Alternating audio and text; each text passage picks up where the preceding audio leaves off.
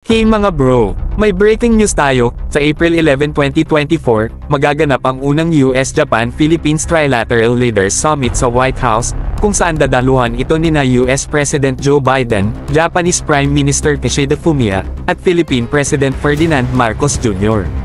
Siyempre, isa sa mga agenda ng summit ang pagpapalakas ng depensa at seguridad, dahil pare-pareho tayong mga bansa na sumusuporta sa isa't isa at mayroong parehong interes sa pagtataguyod ng batas, pagtatanggol ng pambansang soberanya at karapatan, at pagpapanatili ng isang bukas at malayang rehiyon ng Indo-Pacific.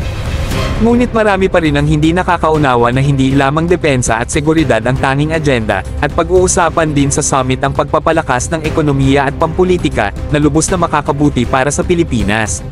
Ang mga ministro ng kalakalan at kalakalan ng tatlong bansa ay magiging bahagi rin ng summit upang mag-conduct ng kanilang sariling trilateral meeting.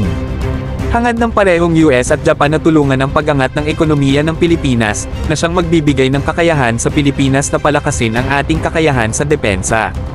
Ang parehong malalaking ekonomiya ay naghahanap na magbigay ng mga investment at kaalaman sa teknolohiya sa Pilipinas bilang bahagi ng kanilang mga estratehiya sa pagbawas ng pagdepende sa China at sa kanilang sektor ng manufacturing, at sa halip, manghuhunan sa mga kaalyado sa geopolitika tulad ng Pilipinas sa ilalim ng kanilang mga friendshoring strategy.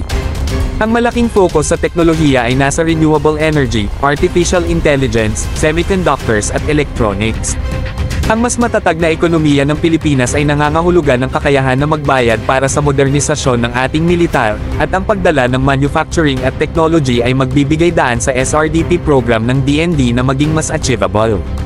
Ang Japan ay nagpakita na ng interes na mamuhunan sa Philippine SRDP program kabilang ang tech transfer ng teknolohiya sa depensa upang payagan ang lokal na pagmamanupaktura ng mga armored vehicles, components ng eroplano, defense electronics, at naval ships.